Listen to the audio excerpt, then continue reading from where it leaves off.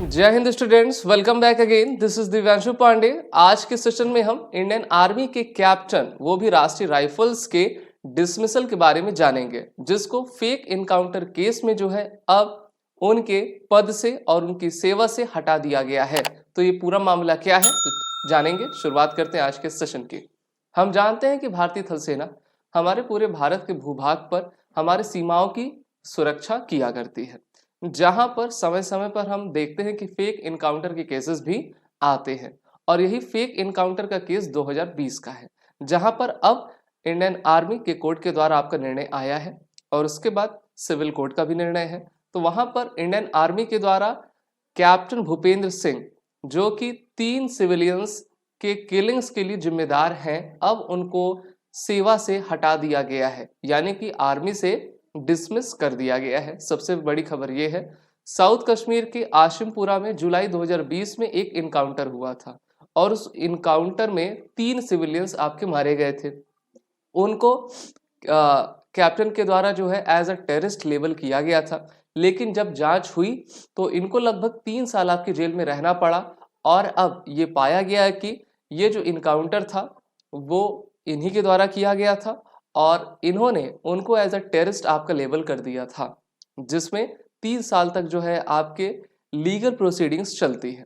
वहीं पर इसमें कहा गया है कि in the mean time Bhupendra Singh secured a stay on his sentence of life imprisonment and a bail from the Armed Forces Tribunal। तो देखिए, पिछले साल मार्च के महीने में जो है इनको आजीवन कारावास की सजा सुना दी गई थी और अब जो है आर्म फोर्सेस ट्रिब्यूनल के द्वारा इनको बेल आपकी दे दी गई है। तो 11 नवंबर 2023 को ये आपके रिहा हो चुके हैं, लेकिन ये अभी आपके बेल पर चल रहे हैं और इनके ऊपर जो लीगल इश्यूज हैं, मुकदमे हैं, वो अभी भी ऑन है।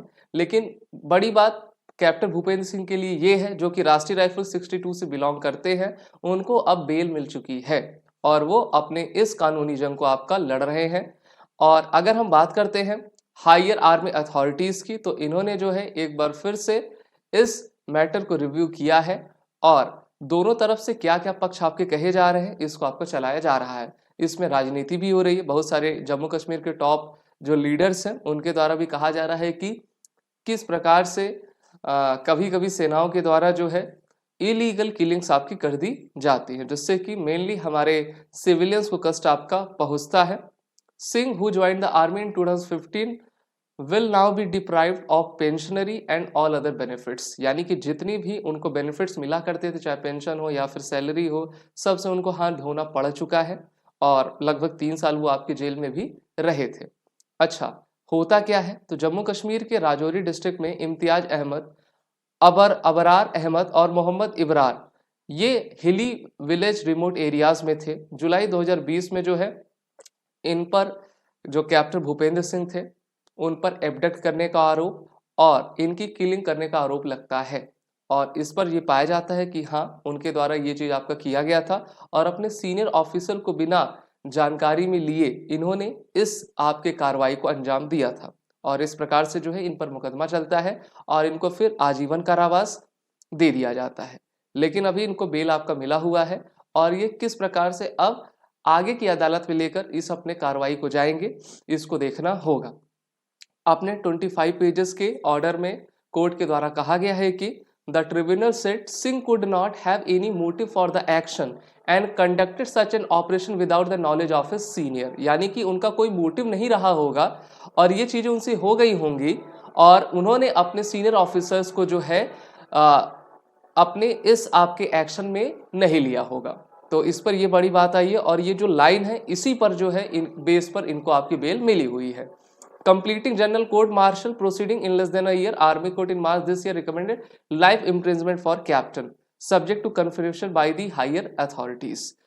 अब ये देखना होगा कि किस प्रकार से arm forces special power act का इस्तेमाल किया जा रहा है, जहां पर समय समय पर देखा जाता है कि उसका गलत यूज भी कर लिया जाता है।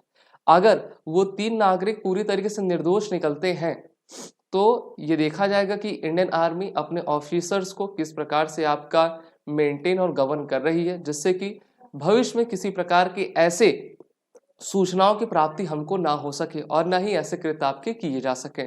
तो इंडियन आर्मी के कैप्टन तो अब डिसमिस हो ही चुके हैं और 3 साल की इनको अभी सजा भी हुई थी, अभी आपके बेल पर हैं और देखते हैं कि ये अपने सर्विस को कैसे फिर से ले पाएंगे या फिर नहीं ले पाएंगे। लेना तो काफ़ी मुश्किल लग रहा है, लेकिन इनको जो बेल मिली है तो कहीं ना कहीं इनको राहत होगी। और अगर वो 3 सिविलियंस जो आपके एक प्रकार से टेररिस्ट का लेवल उनको दिया गया था, तो उनके परिवार के प्रति भी आर्मी को सहानुभूति रखनी चाहिए कि इस प्रकार के आगे के कृत्य होने से बचा जा सके। आप सभी defence aspirant SSB crack exam के इंटरव्यू और रिटन कोर्सेस में एनरोल होकर अपनी तैयारी बेहतर करिए। वॉरियर 10 कोड का यूज कर लें, जिससे कि आपको 10% का फ्लैट डिस्काउंट मिलता जाए। जय Hind and best of luck. अगर आप एक डिफेंस एस्पिरेंट हैं और SSB interview, NDA, CDS, AFCAT जैसे एग्जाम्स के लिए प्रिपेयर कर रहे हैं, तो आप एसएसबी क्रैक एग्जाम्स के कोर्स को चेक करना ना भूलें। आप हमारी लर्निंग एप्लीकेशन को गूगल प्ले स्टोर से भी डाउनलोड कर सकते हैं।